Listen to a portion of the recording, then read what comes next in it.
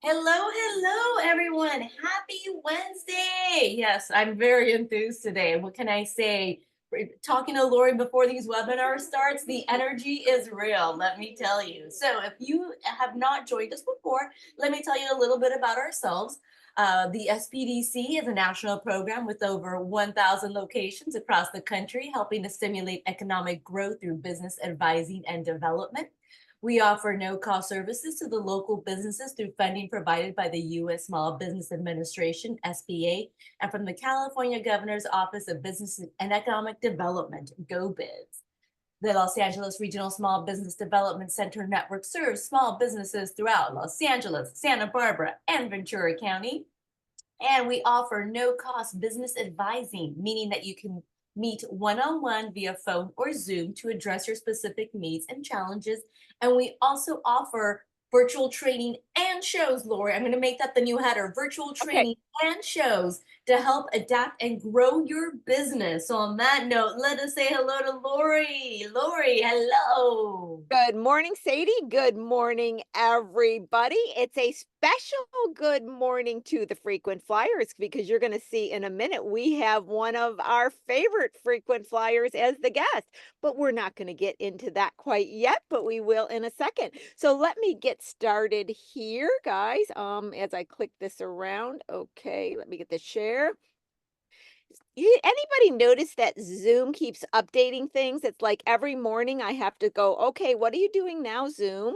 But we're good with that technology. We're good with that. Okay, so the usual, I always use this as a platform to announce my new webinars. Can anybody believe that August is around the corner? Wait a minute. Those that are parents are counting the days till the kids go back to school right now, aren't you? Because I know that. I know that. But yeah, I'm like, wow, where did July go? So August webinars are coming up, and I'll be doing the best legal structure for your company. I'm going to talk a little bit about that this morning and what are your tax advantages. So here is my Lori Talks this morning. Interesting headline, huh? I know I made it up, so let me explain what I'm talking about here. Don't combine marketing ideas with legal formation. I know I'm chatting about this all the time with you guys, but I really see so many people getting engaged in LLCs, or what's even more scary, multiple LLCs, meaning multiple accounting, multiple tax filing, multiple fees, $800 fees. And what they're doing is they're confusing a marketing idea with a legal formation. So say that, like yesterday, I was talking to somebody who has a food business. Let's just say that a food business.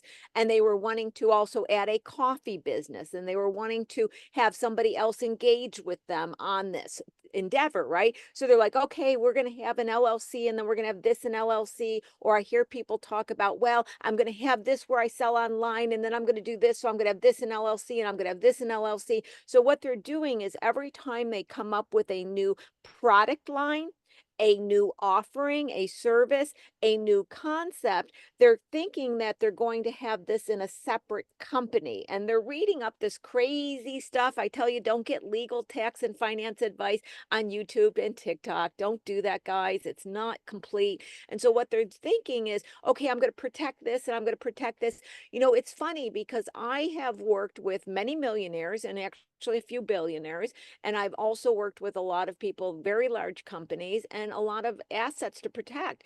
They do not think through or think up these crazy legal combination. I'm going to protect it as much as I hear on these small business calls, which they don't even have any assets to protect. So you guys are being just really pulled through the weeds, if you will, on all this kind of false weirdness that you're picking up on. And you're unfortunately going forth with it and getting yourself into all of these big legal structures you don't need to. So for today's talk, I'm just going to end it with one thing so you understand. Anytime you set up an LLC or an S corp or anything, I'm just saying an LLC this morning, you have to then obviously get your own EIN number. That EIN number is like the social security number for the company. Okay, that means that that Social Security or EIN number has to file a separate tax return. That means that you have to have separate accounting documents for that. That means you have to have a separate bank account for that. If you have two LLCs and you, like, for example, say you have a bakery and a coffee company and you have them in separate LLCs and you buy cups because you're also serving something at the bakery, you can't just split the cost of these cups easily. You got to figure out, well, what percentage of the cups are being used here? And you got to do all this cost accounting. So you can see already your head should be spinning. It's not like this easiness of saying, I'm going to have this one and this one's going to own this one. You're going to have all these books, all these records, and then it makes it kind of subject to mistakes and subject to IRS situations, right? So respect these structures. No, they're more complicated than they make it out to be. And here's the secret to how to achieve your outcome. And I tell people this right away. When people say, I want to make a partnership with this person, I want to create this, I want to create that. And I say, let's create what you're thinking. Let's not destroy the idea. We're not going to destroy the dream, but we're not going to make it into a complicated, costly legal structure. We might use a DBA. A DBA is a way to get that achieved. So next week, I'm going to pick up where I left off about DBAs. I'm going to talk to you about what DBAs are, because a lot of people don't really fully understand them, and how they can be used to achieve your marketing ideas without creating separate formations. Okay, so that's where we're going to pick up next week and talk about it a little more. And like I said, I keep chatting about this because every week, 2, 3, 4 calls, I'm getting this kind of stuff. And so I want to make sure everybody's aware. Okay, here we go, guys. I'm so excited. Emma Green has extensive experience in starting, growing, and running businesses. She started Quads Physical Therapy in 2008 while still working at a job in a hospital. In October of 2019, notice that date, Emma made the leap, making a leap, October of 2019, notice that date, to be 100% in her own business. In January 2022, in response to COVID restrictions, Emma Green Programs LLC was formed, offering online courses, programs, and memberships. Emma also coaches other physical therapists looking to create their own online business streams. She has launched 2 books. And with that, Emma, one of her greatest achievements is a frequent flyer on Small Biz Talk. How do you like that, Emma? Welcome to the show. I love that. I'm going to have to put that in my official bio, I think, aren't I? For sure. Because all those other things were great, but you follow the show. That's the most awesome, right? We got to put that in. So Yeah. Emma, first of all, it is always a pleasure to talk with you, to see you. Emma and I go long time back, like 2019, right?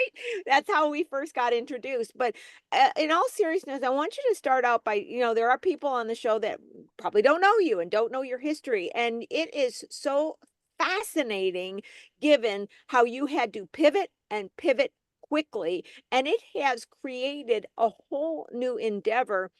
And more importantly, I think it's such great wisdom for entrepreneurs, whether they're going through COVID or not. So I just want to give you the stage and bring everybody up to speed and tell them about whatever aspects you want to, because you're a frequent flyer. You know our audience well. Take it away, Emma. Yeah, absolutely. So I think, like you said, Laurie, one of the most important dates there was October 31st, 2019. I left my hospital job. I'd been a hospital-based physical therapist for 25 years. And it was, I think, the hardest thing I ever did was leave that job and go full-time into my own business. And looking back at it, I realized like the hardest part was like my whole identity was as a hospital-based physical therapist. That's where I was comfortable. It was my safe space. I literally would leave the chaos of kids at home and just go, oh, I'm at work. It was where it was easy for me. And I had to stop being that person in order to become the person that I was meant to be. And that was incredibly hard for me. Looking back, I've done a lot of mindset work and I've done a lot of sort of self-identity work since then. I didn't even know those words, I think, at the time.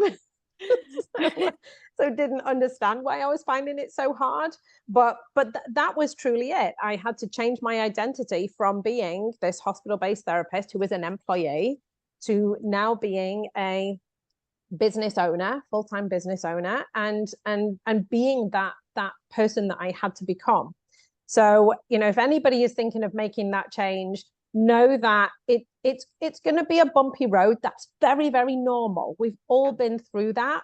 Don't think you're doing anything wrong when it feels hard or uncomfortable.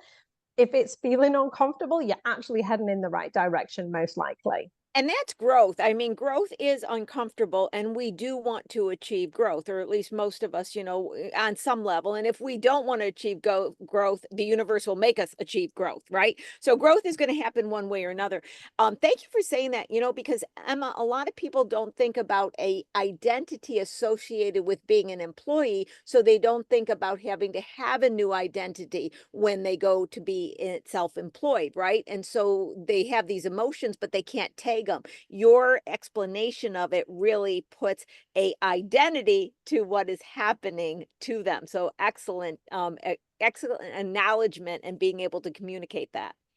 Thank you. Yeah, thank you. And then as you say, you know, the kind of the next big date was then January 2020. Now, again, you know, notice the date. This is pre-pandemic. We knew some stuff was going on. We were kind of hearing things, but everything was ticking along as normal. I'd been in my own business now, like full-time for a couple of months. We had our best month ever.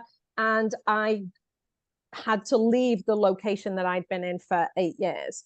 And I started to look for another location. I was having fun going out with the realtor and looking at all these beautiful spaces. And I found one that I absolutely loved. It was like brick building, wood beams. I was just like, oh my goodness, I fell in love with this place. It was amazing. And I got on a call with Lori, and I was so excited. I was like, I found this place. And Lori said, let's look at your numbers. And I was like, when we first met too. Let's put that. Yeah, you just met me, and I could tell her. She's so excited, and she doesn't know me. I wanted to let the audience know you had just met me when you said, I want to look at the numbers. So keep going. Yeah. And so we looked at the numbers, and I was expecting Lori to say, woo, yay, let's do this. And Lori went, you can't afford it. and I went, what? No, this was my dream at the time. And Lori looked at my numbers and she was like, no, you cannot afford taking on that lease at this time. We just had our best month ever, but you know, you can't go off 1 month. Right. And so Lori stopped me from signing that lease. Now, bear in mind that 6 weeks later, we hit lockdown. So I forever view Lori as my financial fairy godmother. She knows I call her that because she was. And so again, we are so passionate as entrepreneurs, and we have such great big dreams, and we are so creative. And I'd found this perfect space, and I could really envision, like I was planning where I was going to put all my equipment, and you know, all my staff were going to be in there. It's going to be amazing. Patients were going to love it. And Lori just brought the reality. And thank God that she did, because 6 weeks later, lockdown happened. And had I signed that lease, my business would not have survived. 100%. And you would have been personally responsible for the lease, and they would have loved that, because then they could capture the income they lost versus not being able to. It would have been a nightmare. Yeah. I mean, I didn't know what was around the corner either, but yeah, it would have. And I've had so many clients that actually during COVID that had contacted me that I didn't know during that time period that got in leases they shouldn't have, and it was not good. It's still not good. Yeah. Yeah. I can totally understand that. So you know, when that day hit, and again, here's the next date, March 13th, 2020. My kids came home from school. We were expecting an extended spring break. You know, okay, the kids are going to be off for 3 weeks. Yeah. We can do that. It's okay. But having 2 kids at home, all of a sudden now the doors to my clinic have closed. I've got 2 kids who are remote learning at home while they're off school for 3 weeks. And so we switched everybody over the course of a weekend from in-person physical therapy to online. And we didn't ask them whether they wanted to shift. We just told them what we were doing. And I think looking back, that was one of the things that also helped to save our clinic, was the fact that we were, we had certainty. We weren't kind of going, oh, shall we do this? Shall we do that? Right. Do you want to do this? Do you want to do that? It's like, no, we're doing this. This is how it's going to work. And I think there was so much uncertainty around at that time.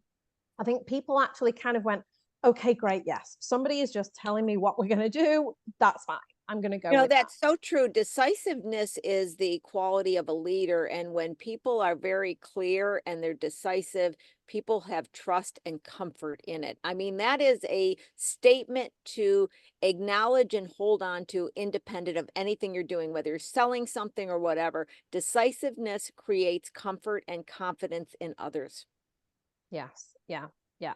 And so at that time I was we were in a transitional space. We were working out of a CrossFit gym.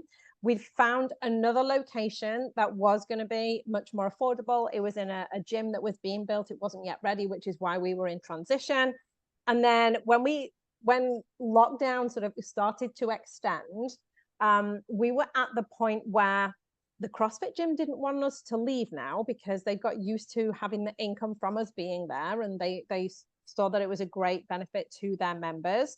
The new gym wanted us to come, and I was like, oh, I'm going to end up with 2 locations here.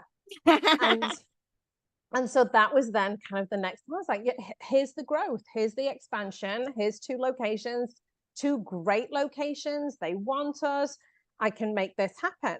And I sat down in May of 2020 with a business coach that I had at the time who works with physical therapy clinic owners. And I told him this story. I said, oh, we're now in this CrossFit gym and the other gym wants us. And I feel like I should do this. And he just sat back in his chair, folded his arms. He almost had the look of Laurie on his face. And he went, should you? And it stopped me in my tracks. It was almost like a pattern interrupter, because again, I was going all, in that direction. Yay, 2.x. And it stopped me because again, I wasn't expecting him to say that. And you know what? Anytime I hear the word should, it's an old NLP thing. We say you should all over yourself. Yep. That's the line, because that means that we may not be saying it internally from a desire. We're saying it from an internal voice telling us we should. So it needs to be rethought. So I love the fact that you said, should you, because that is another aspect that we should all quit. When I say the word should, I go, who said that? Why did I say it? Is it really true? Should I or should I not? Yeah. And it was very true for me, because I felt like I should do that because, well, that's what physical therapy clinics do. They expand, they grow, they build into other locations. That's what they do. And him asking me that very direct question made me stop and think about it. And I started to think, 2 locations, 2 sets of staff, 2 sets of financials, me rushing around like a crazy person in between everything. Do I really want that? And I started to realize that actually, no, that's not what I wanted. I was actually really enjoying being at home.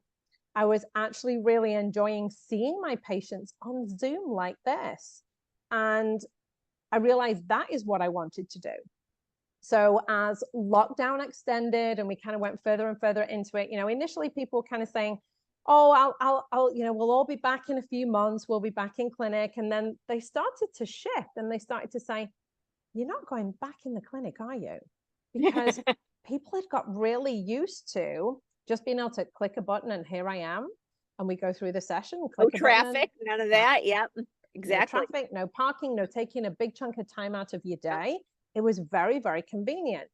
And we'd added fitness classes. I already did Pilates classes. We transitioned, everything was online.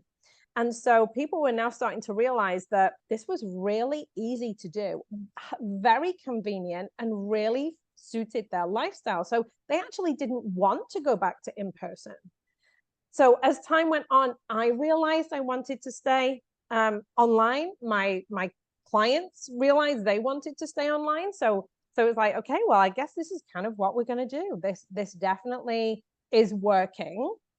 Let's continue it. And so I started branching out a little more into the online space. I created a Facebook group for tennis elbow patients, which is predominantly who I work with. And this was just really my way of trying to bring back that social element, because when people are in the clinic, they chat with other people. And then all of a sudden we're online, and they've only got me, so they haven't got that connection with other patients. So I'd set up a Facebook group to allow that. Well, then other people started to find that Facebook group. And so people from further and further away and all over the world started joining the Facebook group, and they started asking me for help. And I was kind of like, okay, this has opened up a whole new world for me. I was very used to seeing patients who are based in my geographical location. I mean, yes, they may travel. I mean, I would have people travel maybe 30, 40, 50 miles tops to come and see me. But now I'm talking to somebody in Australia or Egypt or India, and, totally on the other side of the world. And I thought, well, how can I help these people?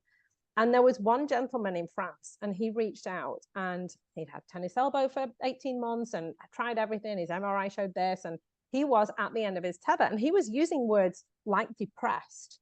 And, I don't know how I can get through this. I don't know how I can carry on. I thought, I've got to help this guy. What can I do? So we jumped on Zoom, and I talked him through, what I do when I see my patients. And he came back the week later. I could see the change in his eyes. And he was like, I can't believe this is working. Nothing else has. And this is working. And I started to realize, oh, I don't have to be, obviously I don't have to put my hands on people. I'd realized that already. But it's like now, my market has just opened up exponentially. And you know what I love about this story? I as much as I hear it, you always talk about it from another angle, and it's fascinating. But I think one of the takeaways is, as entrepreneurs, we keep searching to create something that doesn't exist. We keep trying to grab at something, right?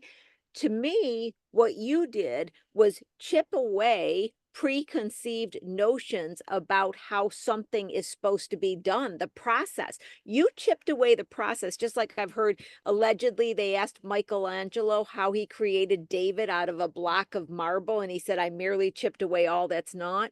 You in COVID caused you to chip away at the preconceived processes, which allowed you to expand what you already are. So I think so many times we look for something we're not, where maybe we should look this way, but we should also look at what we should chip away, and maybe a new idea, a new market. Because like you said, now, and this is the other thing I got to add that I love, not only did the world open up to you, but you were now in alignment with your true desires and happiness, and living a business life in a way that you wanted to be personally. And that's invaluable. That's priceless.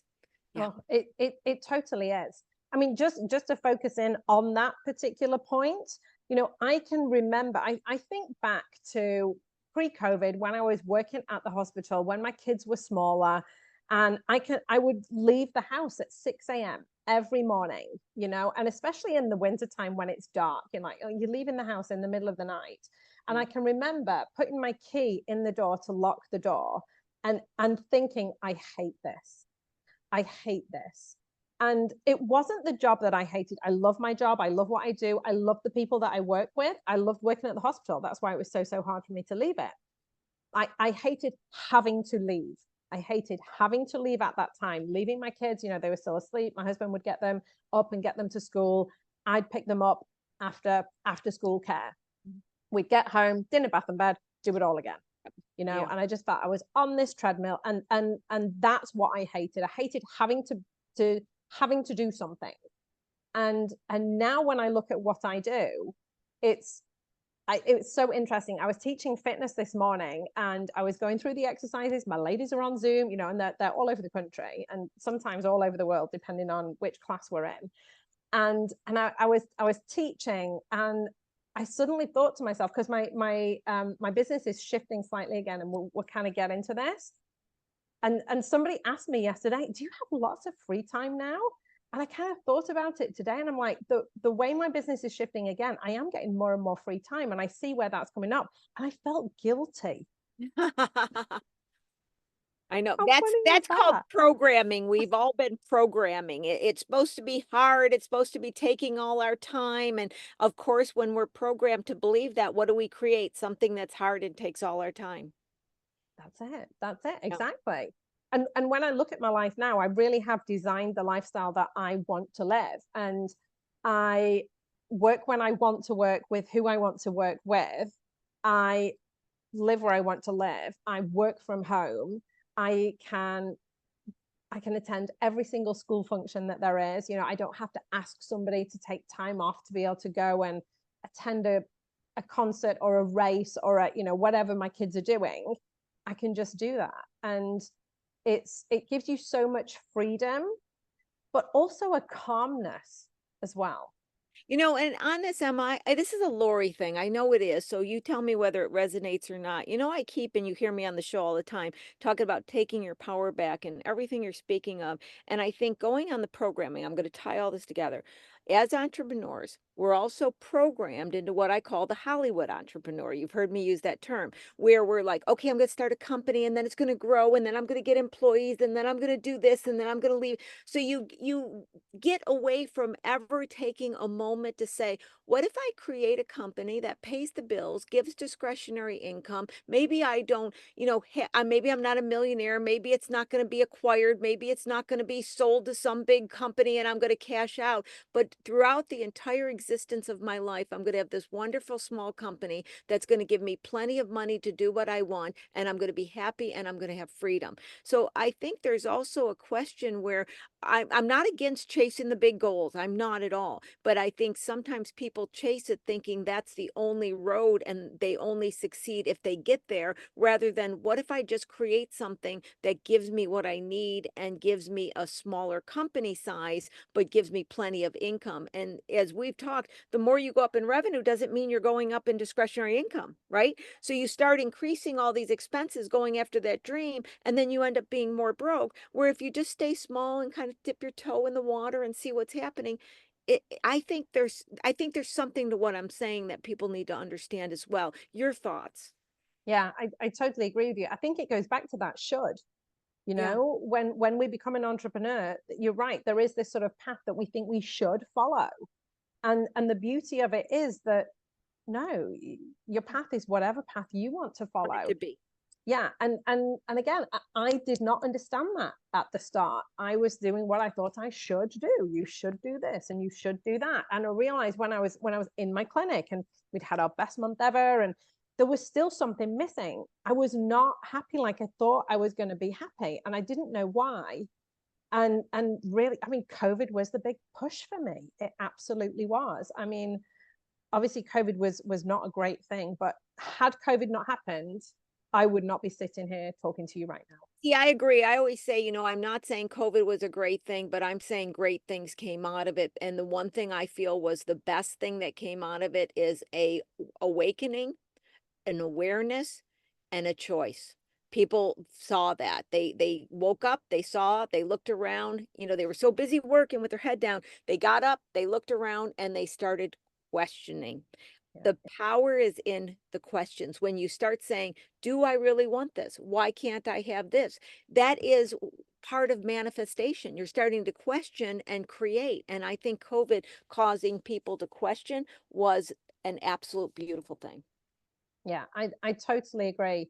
And I think that's one of the big pieces of advice I would give anybody is get really clear on what it is that you want, not what you think you should be doing or what goals that you think you should be aiming for, but really look deep internally and how do you want to live your life? There's an exercise that I've kind of been through in the past.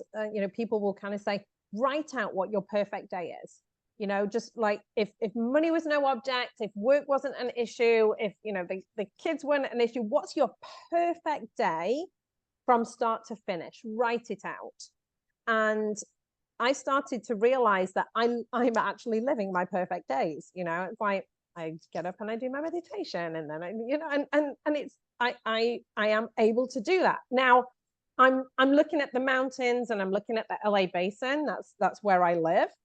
Would I like to be looking at the beach? that's probably the only change I'd make, Yeah. you know, And but who knows where the that's future will take you, but that's an that's it. easy change, you know, and like once you Yeah. change inside, everything else can be manifested. Yeah, Yeah. absolutely. So one of the things that I thought was so interesting, and can we just chat on this for a second, is one of our conversations we have, and I'll just say it and then you back people into it, is that you were functioning as a sole prop and then decided to become an LLC for a specific reason. And I Mhm. actually said, I think you should. And in that, I am always telling people that they function too quickly as an LLC. And I think many will be surprised to hear that you were a sole prop for all this time.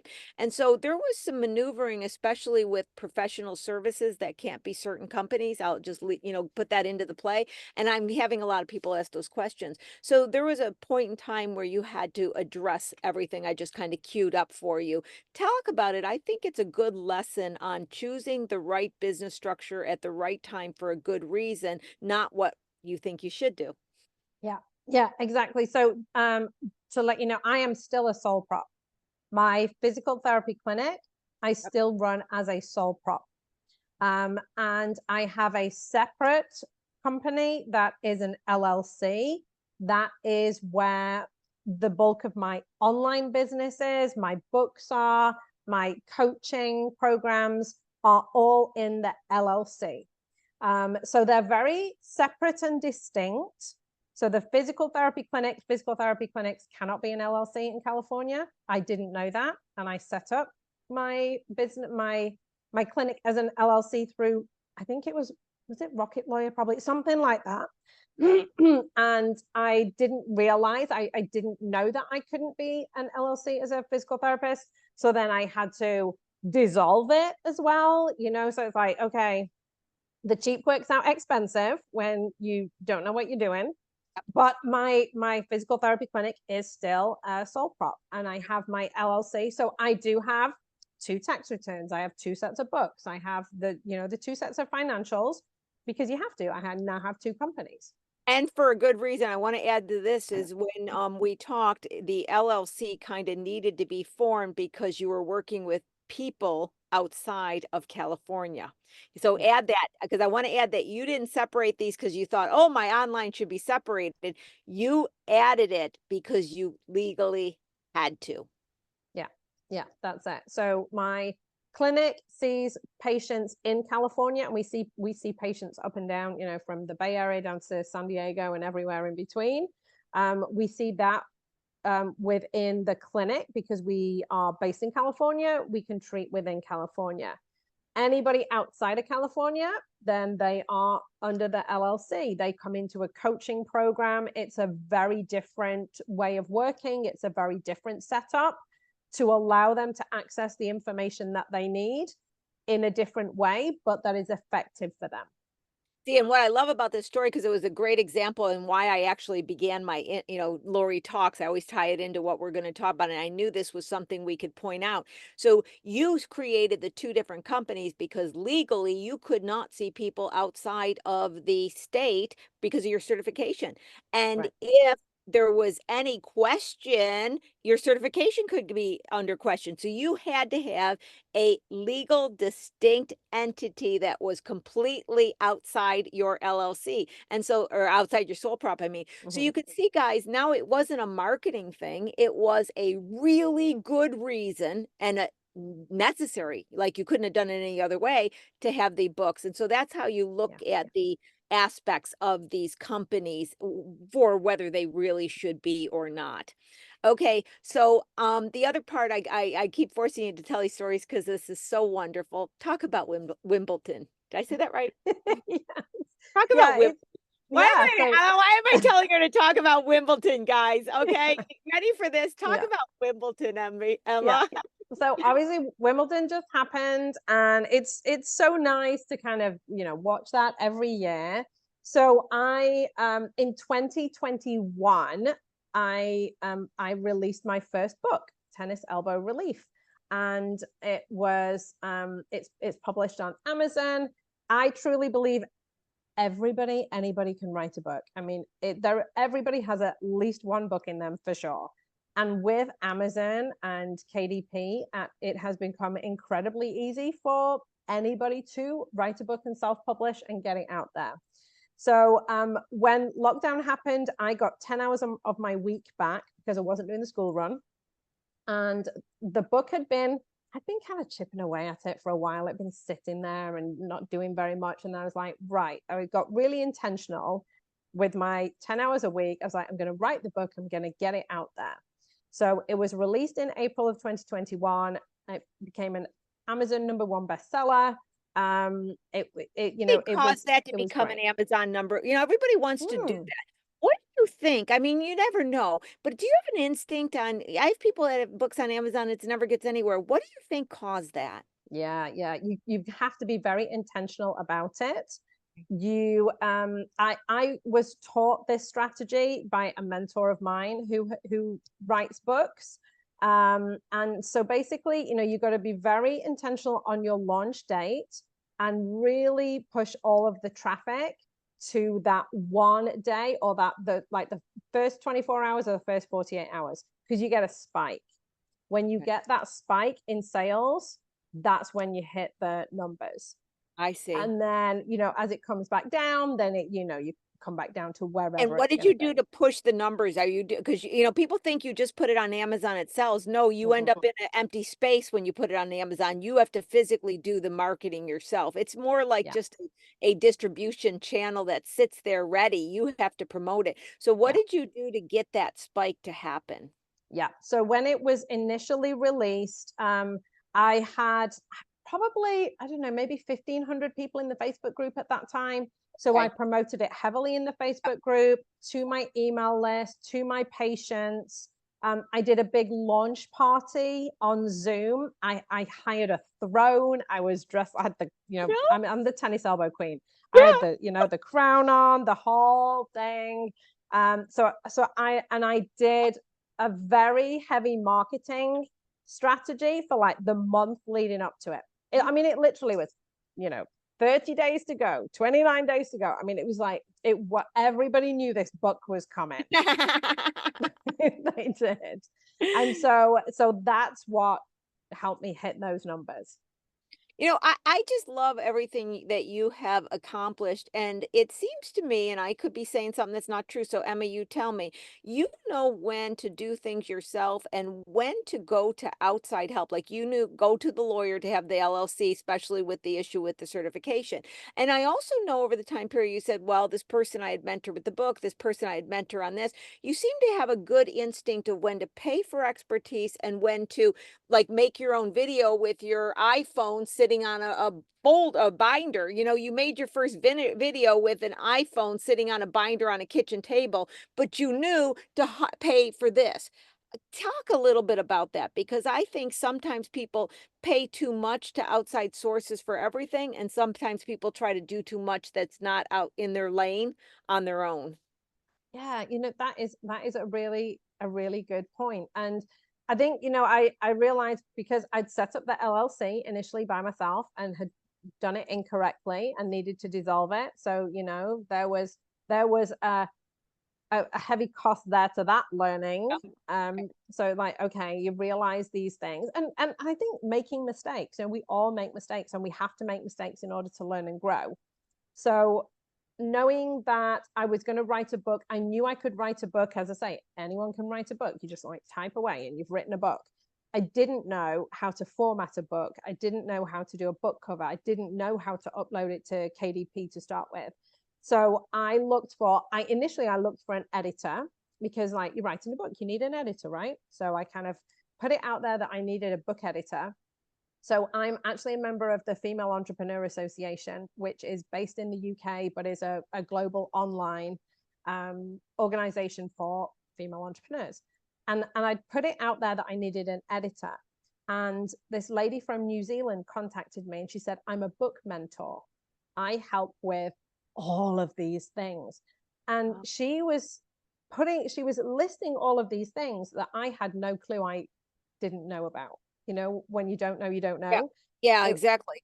And I was kind of like, oh, actually, perhaps I don't just need an editor. Perhaps I do need somebody who knows how to format a book and come up with a book cover and all these other things. So I worked with Lisa. She's based in New Zealand. She held my hand through every step of getting that book up. I wanted to have copies printed beforehand.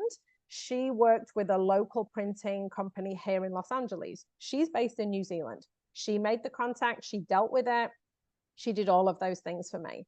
And so that was invaluable. Had I not worked with Lisa, my book would never have been published, because I would have just not known how to do it and never had the time, or I guess maybe even the inclination to find out how to do it myself.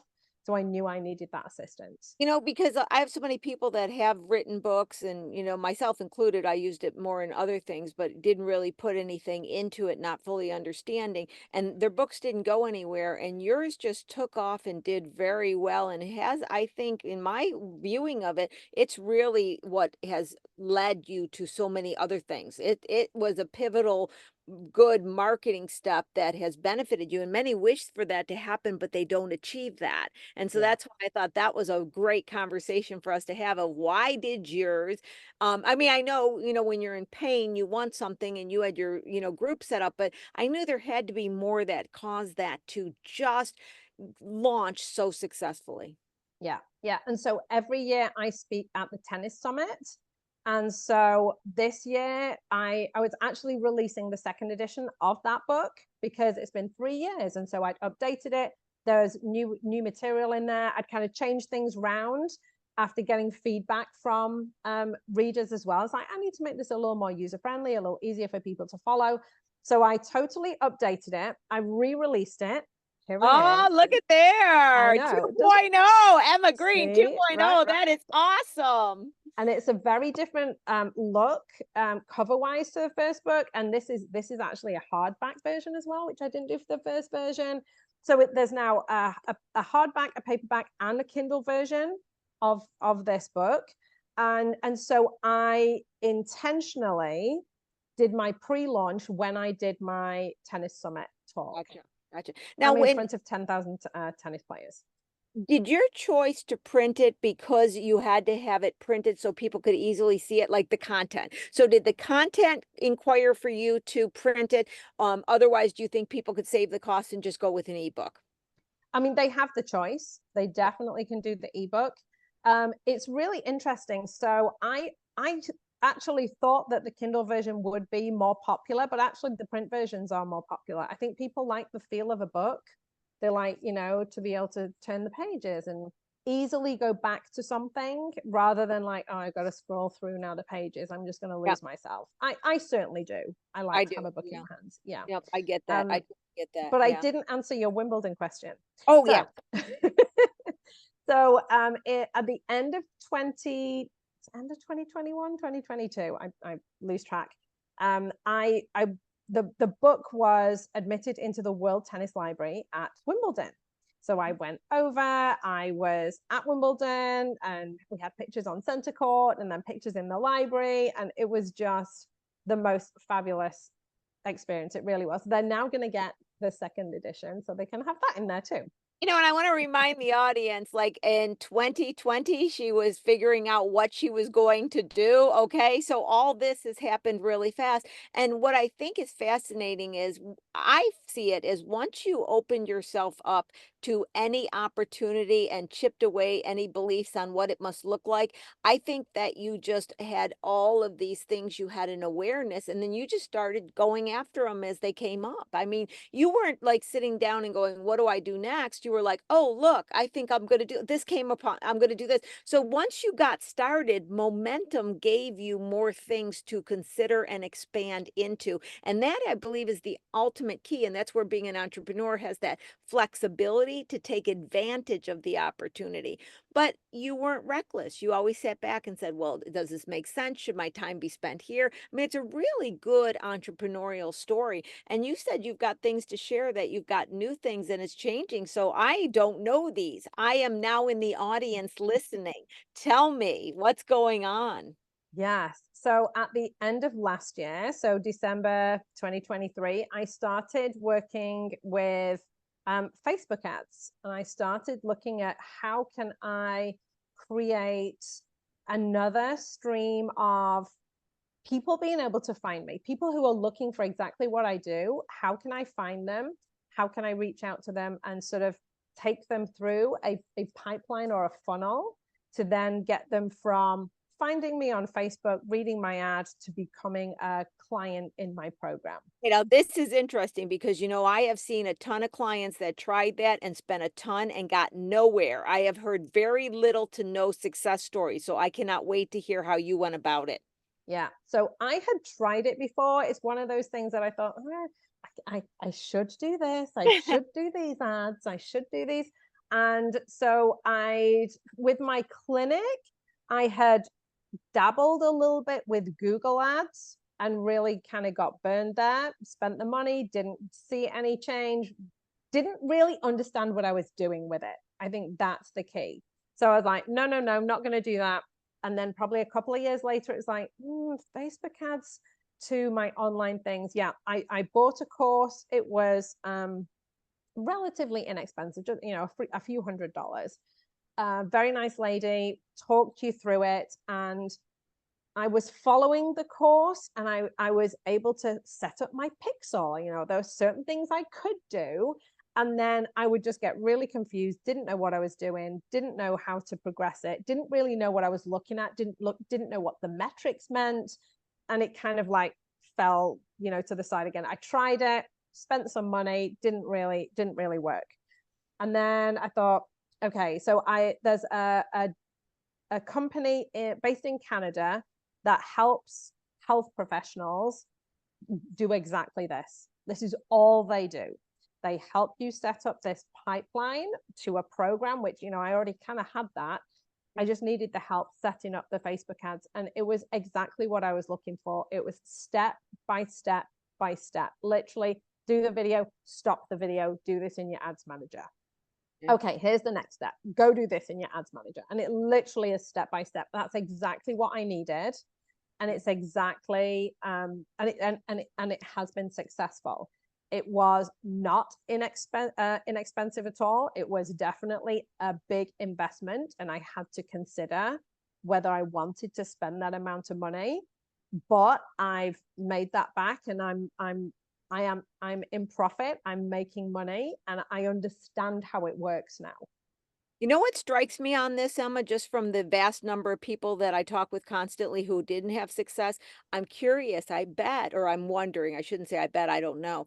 Your market you were going after was very niched, right? Where a lot of the other people were trying to find customers that could have been almost anybody. So they were kind of like trying to reach out into this broad Facebook world where when you said this is all the company does, it struck me, oh, that's a very niche. So they probably knew how to go in and carve out of Facebook that little section of the niche. And that's probably why it succeeded so well, because we know niche marketing has a higher level of success when we get it right. Do you think that might be it? Yeah, I think so. Absolutely. And it's a tried and tested formula that works. And it's very specific. You follow each step by step. I mean, even once your ads are running, like I have 8 variations of ads running right now. I just set them up at the weekend. And so you watch them, and when you get to a particular spend amount, if it's not performed as you expect it to, you turn it off. It sounds like stock buying. It does. I'm like, well, that's kind of like what I do with stock. I get that. It's not performing. Sell, sell, sell. That's it. But it's very prescribed. It's very set. It's like, this is the formula. This works. Don't deviate from it.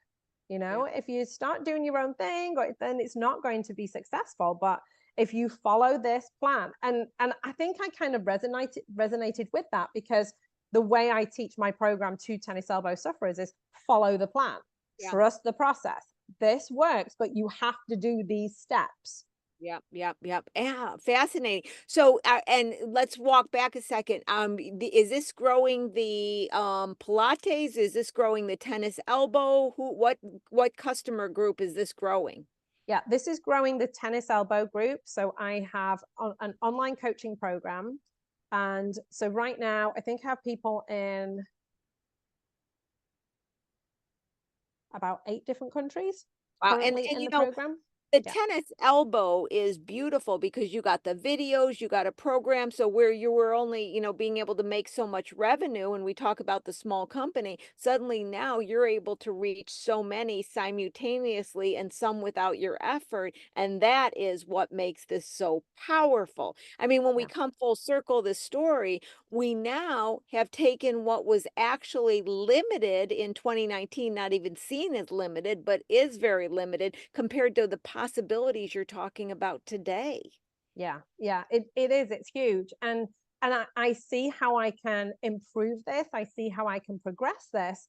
And again, now I'm still seeing clients in my clinic right now, and I see patients a couple of times a week, like 2 days a week. I see them, and I'm looking at my program, and I'm kind of going, I only need 2 signups a week, and I'm there. If I get 3 signups a week, I am just that's freedom. You know Super what else easy. I love, Em, and I want to come back to the point, especially for people first hearing the story. You didn't jump in and sink a lot of money. I referred to it a minute ago. You made the videos with a iPhone sitting on a binder on your TV, or on your table, I meant. So a lot of times people think, oh, I'm going to do this and I need all this money. You didn't. You spent nothing. Tested, nothing tested. So now that you're talking about these things, you actually are spending money with a proven concept. And I just wanted Yeah. to make sure I followed back and made that statement because it's important to hear this. We have the ability to test market our own ideas more than we ever had.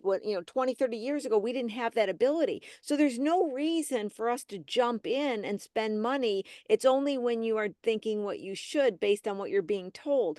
We've got the most wonderful testing grounds available these days. Yeah, yeah, we really have. And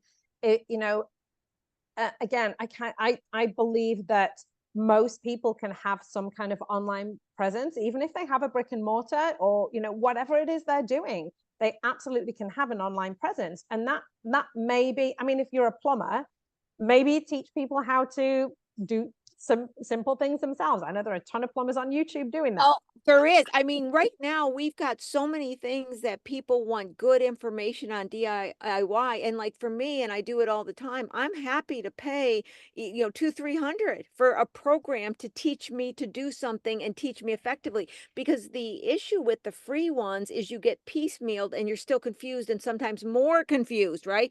So Yeah. when we're learning something new, we need instruction and structure. And if you're just picking up these free things, you're not getting instruction and structure. So I myself will start doing that. And then I'm like, who can I pay for a structured, intelligent program? So I think the YouTube free is just creating the market for somebody that comes back as a good teacher, instructor, and creates structure for learning. Yeah, yeah, exactly. And there's so much reach there now. There's so much opportunity with all of the different social media platforms. And I wouldn't suggest being, don't start out on everything. Pick Right. one and kind of, get comfortable with that, learn that, start to understand how it works, and then maybe add in another one or two if you wanted to after that. But there is so much opportunity for everybody to access these things. I know, and let's remind you have got your staff of, 20 people running the tennis elbow. No. Once again, like I said, you don't have to have a ton of money. You have very low overhead. The way we can have own companies today, and it can be us or maybe assistants or a few others, but you're still offering your services to other customers. I mean, that's what I mean is that we can do business with small businesses. They're not going to say, oh, you must be legally set up this way. You must do this. You must have a bond. You must have that. No, we can just start selling amongst ourselves, create the life we desire, create the income we need, and be happy. Yeah, That's kind of yeah, funny, isn't it? But it's absolutely. true, though it's true. There's just so much opportunity. So, do you see the tennis elbow side, really being the part that's taken off with the Pilates and physical therapy, where you're seeing people just be something you can do as well for some additional revenue stream and a pleasure thing that you like doing? Yeah, yeah. It definitely, the clinic has always been sort of like my bread and butter, my number one. It's what paid the bills. And I'm starting to see that shift now. I'm starting to see that shift. And it's just it's kind of a comfortable place to be, to know that there is more than one stream of income coming in, because that was the other thing that COVID taught me. When the doors to my clinics closed, I wasn't able to put my hands on people. It's like, well, that's how I earn my money. If I can't put my hands on people, how can I earn money? And I realized that just having one stream of income is incredibly risky. And it's like, how can I add different ones? Well, now there's the book and there's the course and there's, all these different streams of income now that I have. And it's comfortable. Yeah, I think I started saying multiple revenue streams at 25. My whole life, all I ever thought is multiple revenue streams. My whole existence is about multiple revenue streams, multiple contracts, multiple clients, multiple revenue streams. And, it's funny when you said, how it's starting to shift. So back, and I can't even remember, maybe when I was in my 40s, it was 2007. Now I actually can remember. I had been doing the turnaround CFO, the consulting, the banking, all that big stuff. And I wanted to work with small companies. And I started to write a book and I started to do this stuff, and I knew they weren't going to be able to afford what I was being paid, right? But my concept was eventually I could get enough quality, meaning enough people in a seminar, right? So when I was going to be interviewed on a radio show, I realized I didn't want to do it under my company name that was LW and Associates, because people related to me as turnaround consulting, big turnaround consulting. So I had to come up with a name because I didn't want to confuse the market, right? Marketing. So I got a DBA called Business Simply Put. You're going to see where this goes, 2007, right? And I said, you know what, I'm going to go under that. That way I don't confuse the big clients aren't going to say, you're just a small business consultant. And the small business is going to say, I can't afford you. So I had to, for marketing reasons, right? So then it came where I needed to put the name of the company somewhere. So I put it on the back of my business card. So it had LW and Associates. That was making all my money. Business Simply Put. I would just say, here's my online books and stuff, right? And where I'm going to is this story. I was meeting a friend for lunch and I said, I really like working with the small companies. And we're talking decades ago. And he flipped my card over. I just done that. And he said, someday this will be the front of your card. At that point, I couldn't imagine. I'm like, how am I ever going to make enough money on individual small people coming? How? No way. I wish. And then I've shut LW and Associates down for decades. I haven't taken on those kind of big projects because I don't want to. So you never know, when you pick something up and you start to love doing it, the opportunities present itself to do more of it. Yeah, that's so true. And that's one thing that I'm sort of trying to instill, or I am instilling in my boys now, is, choose something that you want to do with your life that you love, and you'll never work a day in your life. I never wake up and go, gosh, it's Monday. I wake up and go, woo, Monday, let's go. What are we Every gonna day do? is great. Yeah. I say this to you all the time, but I think someday we're going to be talking to Emma, and Emma's going to be a famous motivational coach or something. And she's going to say, well, at one time I did tennis elbow, and at one time I did Pilates and physical therapy. But, let me tell you how I started being a motivational coach, because nobody will know you as anything else but this great motivational coach that tells this life story. And, I feel like your life and my life and many people's life, if we sit down, it's, we're told, especially at my age, that you're supposed to, okay, then I'm going to do this, then I'm going to have the kids, then I'm going to do that, and then I'm going to do that. We're feared into this grand plan. And we think we either define every moment or we have no plan and we're, taking chances with our life, right? But there's this middle ground where we're conscious of what we love and we have a plan, but we let the plan evolve. We don't close ourselves to what's coming around the corner. And I think that's the special sauce, if you will, is to having a plan, acting on it, and then seeing what else is coming up for you. Yeah. I think that's a special sauce. I think I saw someone put in the chat asking about the program that you took, and it went through and I wanted to make sure I allowed it. You saw it too? I Can did. you answer that? Yeah, I had it where Yeah. I was trying to make sure before I ended, I got back to that. Yeah. It's called Healthpreneur. Okay. Healthpreneur. And they only deal with healthcare professionals. That's all they do. So, if you have any kind of other business, they don't work with you. But if you are a healthcare professional, a licensed healthcare professional, that is the program that I am currently in and working with. It's a 12-month long program. I'm about halfway through, and I'm seeing success with it. Wow.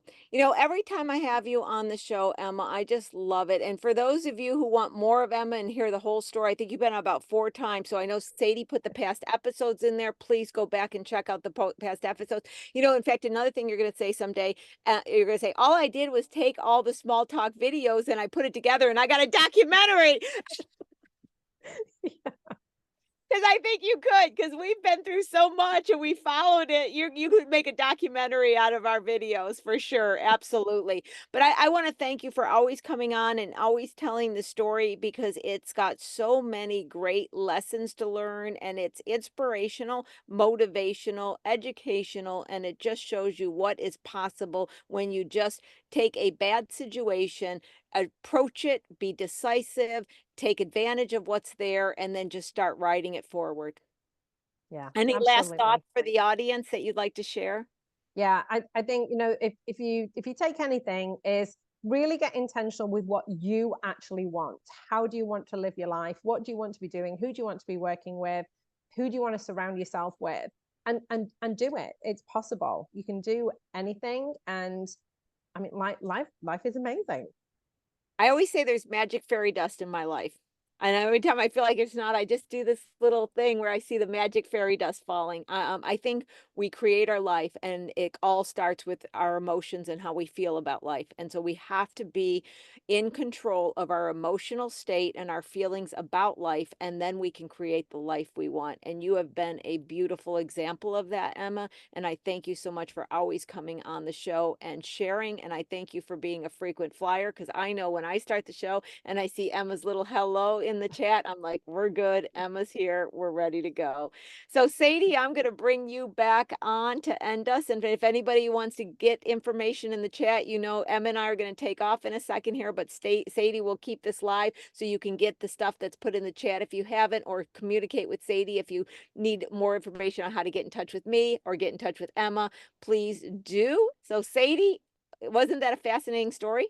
I mean, every show is fascinating, but what my takeaway from this one definitely is, and I think I don't even know, because we say we have these pre-talks, but the word I'm taking away today is intention, right? Just intention. I mean, Yes. if we live our life that way, it's like, you know, I think that's like the fear moment for a small business owner, where it's like, can I do this? Can I do it? And I'm like, it's going to be hard, but if you have intention, you're going to enjoy the journey. You are. Intention is everything. And so wonderful show, wonderful opportunities. And so to everybody, if you are new, welcome to the show. Please tune in next week and see us then. And if you're a frequent flyer, just like Emma, thank you for being here every week, and tune in next week for Small Biz Talks with your host, Lori Williams. Sadie will be here a little bit longer to answer any questions you may have. Thank you for listening. Bye-bye. Bye.